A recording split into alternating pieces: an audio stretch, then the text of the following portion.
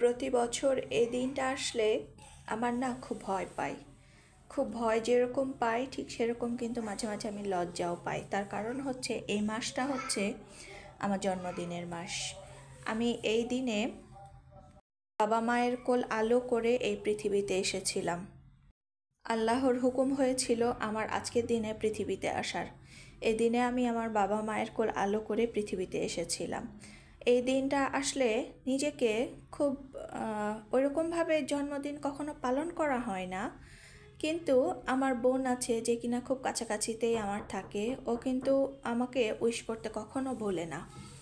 ও ঠিক মনে করে আমাকে এসএমএসের মাধ্যমে মনে করিয়ে দেয় যে আপু আজকে হচ্ছে তোমার জন্মদিন। তখন না খুব লজ্জা পাই আমি। আসলে ছোটোবেলাতেও এরকমভাবে আমাদের কখনো জন্মদিন পালন করা হয়নি। মানে আমাদের বাসায় জন্মদিন পালন করার কোনো নিয়মই ছিল না। আম্মা জাস্ট একটু মনে করতো যে আমার আজকে জন্মদিন, এই আর কি।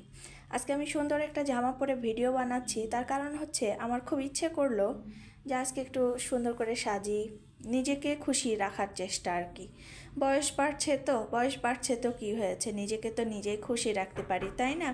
বয়স বাড়ার সাথে সাথে নিজের অভিজ্ঞতা বেড়েছে, রাগ কমেছে, কত কিছু বুঝতে শিখেছি, বাস্তবতা সম্পর্কে বুঝতে শিখেছি।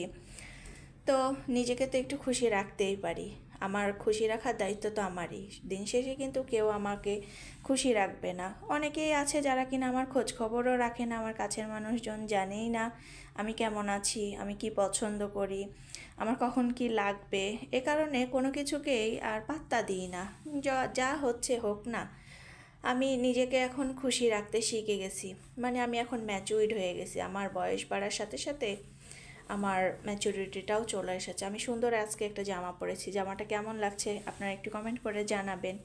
হাতের কাজে সুন্দর একটা জামা। এই জামাটা আমার আম্মা আমাকে গিফট করেছিল গত ঈদে। তো জামাটা পরা হয় নাই। আজকে ফার্স্ট টাইম আমি আম্মাকে মনে করছি, যেহেতু আম্মার কাছ থেকে আমি অনেক দূরে আছি, 100 কিলোমিটারেরও বেশি হবে দূরত্ব। তো ঈদে আমার জামাটা পরা হয় নাই, বানিয়েছিলাম না। আমাকে একসাথে দুটো জামা বানিয়ে দিয়েছিলাম মা।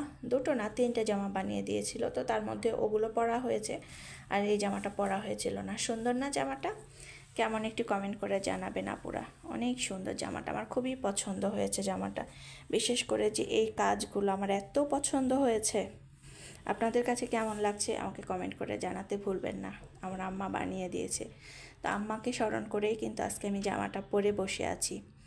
আম্মার কথা খুব মনে পড়ছে, যেহেতু অনেক দূরে থাকি আম্মার কাছ থেকে।